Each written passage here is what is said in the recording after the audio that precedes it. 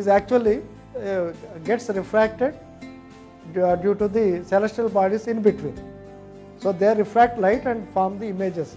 That is called gravitational lensing. Scientists, when they computed the gravitational lensing, they found Big Bang matter contributes only 4% to this gravitational lensing. 96% is unexplained. That's why they said it is dark matter and dark energy. This dark matter and dark energy, 73% is dark energy, remaining 23% is dark matter. So 96% is not perceived by scientists, astronomers, astrophysicists. So it is unexplained.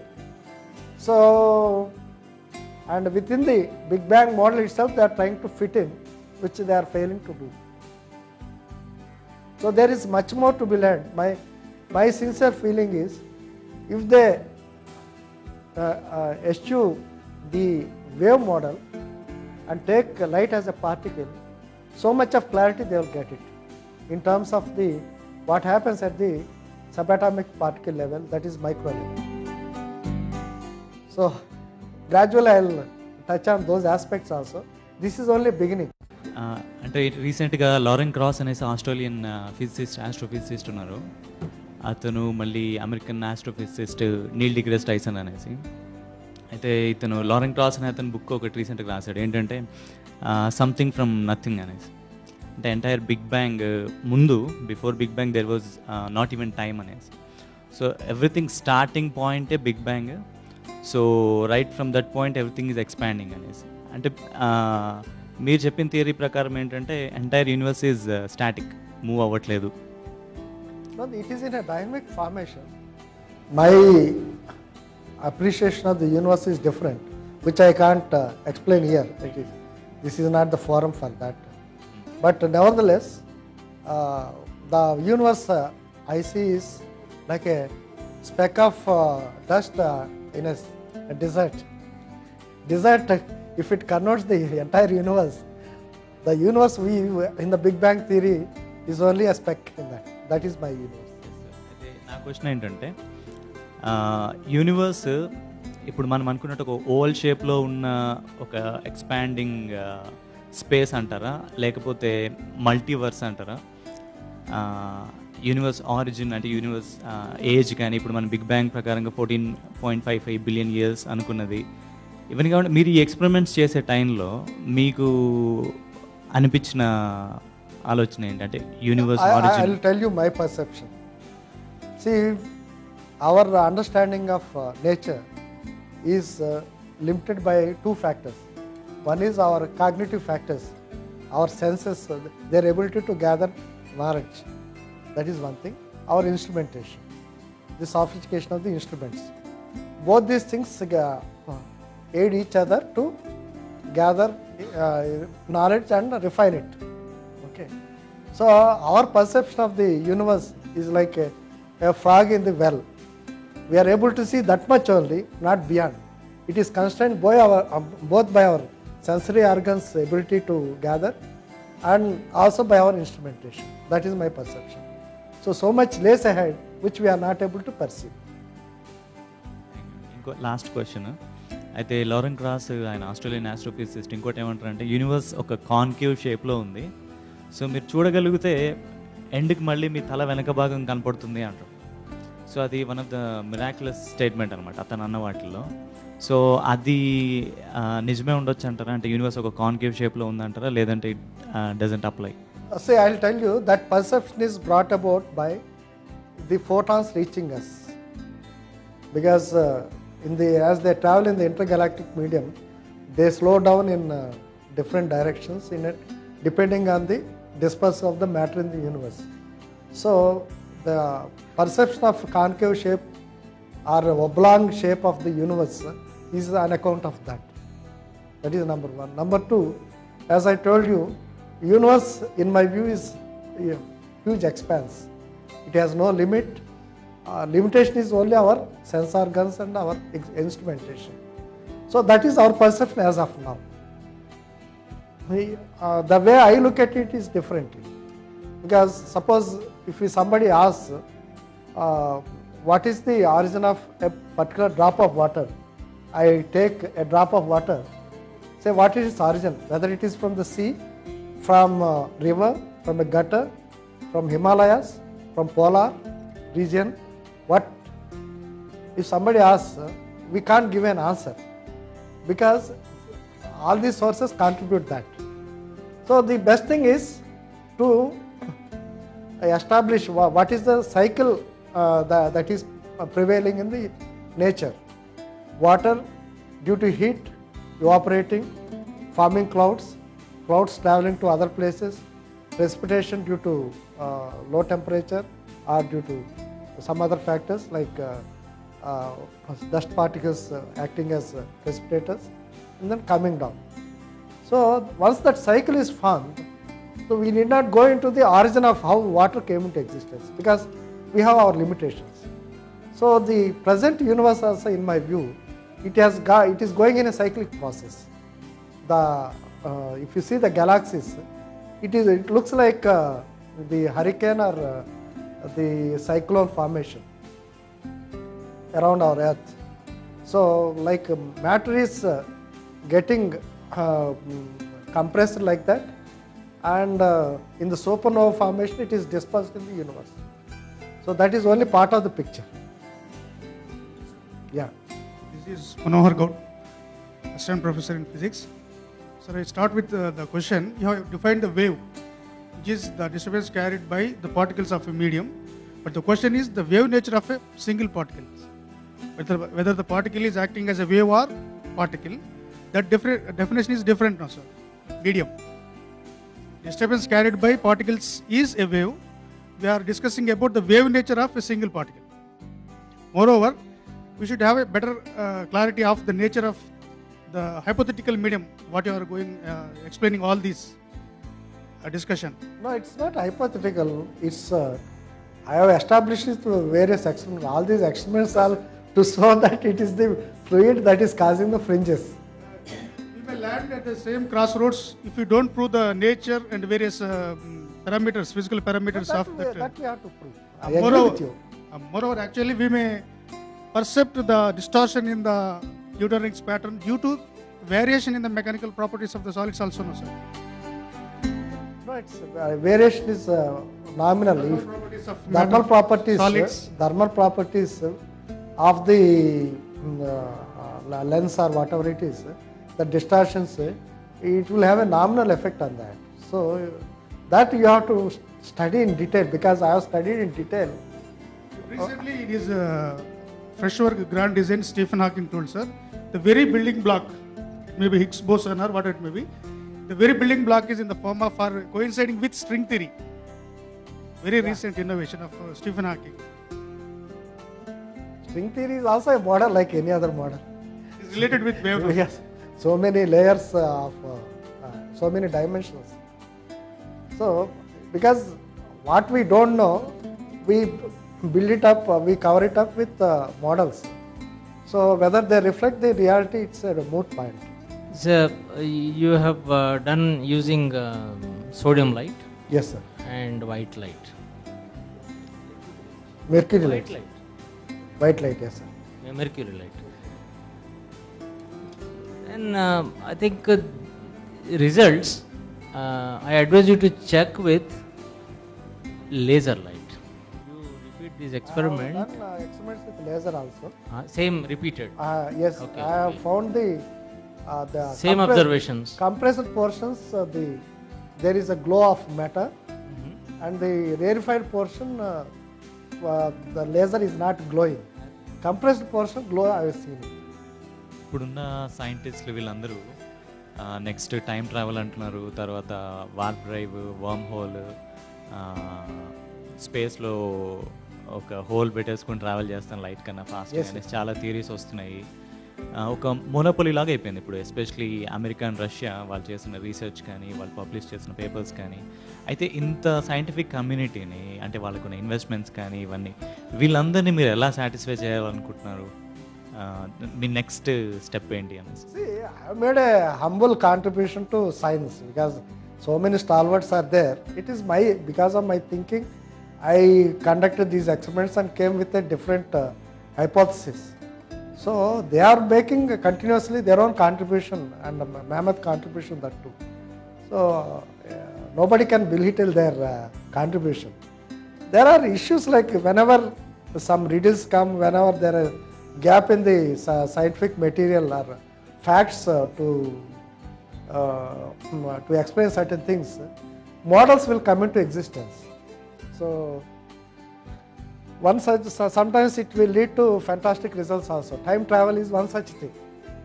So if you go faster than light, so they say you can go back in terms of time and go back into your time of your grandparents and interfere with their lives, things like that. See, there is the possibility is there, but if you use common sense, what happens is, if you are traveling with faster than light, what happens is particular incident had happened, say in Ramayana, and it is the photons are traveling in the space, and by virtue of your ability to travel faster than light, at one stage you will catch up those photons.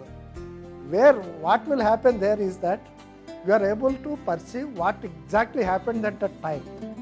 What exactly happened at that time? I'm just adding, like even in physics now, when we have been teaching about quantum mechanics and classical physics, at times we say that interference and diffraction are being explained by wave theory, and suddenly even after quantum theory is developed, we say photoelectric effect is a particle phenomenon, Compton effect is a particle phenomenon. So students generally will ask a question. So conveniently you are changing your concept of wave nature and particle nature. Okay, even after a century later also, for explanation of photoelectric effect and Compton effect. In that context, what we normally say, photoelectric effect and Compton effect are because of interaction experiment, whereas interference and diffraction are because of the propagation experiment. Now, with the results what we are getting from Professor Rao's experiments, that interference and diffraction will also fall into a photoelectric effect kind of a thing, where photoelectric effect is also a surface phenomenon. That's what I was saying. Then Yeah. you need to look into the polarization once again. Exactly. So the idea now is, we now have to look into the photon basically, how this particular photon is behaving, what it constitutes. Is it the theory what people have developed about the photon earlier suits to interference and diffraction or Not not? only Go that, back sir, to one not more. only that, Yeah. About the electron diffraction in Yes, Davison yes. and Germer experiment Yes, yes. and Thomas experiment Yeah, also. yeah, yeah. You So have to I think there is no you have to look at it differently now. Same X-ray diffraction, electron diffraction. We should again think about Yeah, all yeah. those things. So mainly I feel that one has to understand the true nature of the photon first now, based on which we can now attribute our experimental results with some theoretical model. I'll add one more thing, sir, here. That if light is not a wave, then how do you denote it? How do you describe it? If it is only a particle, my feeling is we have to denote light as a photon with different masses and different velocities. No doubt it runs contrary to special theory of relativity. We are dual nature. Do we accept? No, I don't accept dual Don't nature. accept, right? If you don't accept, then photon, how does it propagate? Straight line path? Like a bullet. Like a Yeah, bullet. so straight line path. Yeah. Huh? Unless something interferes with its propagation. We don't say photon propagates. We say photon is just like a billiard ball. So that's what he says. Yeah. So no, one thing is that he is working for last 10 years. I appreciate him from my bottom of heart.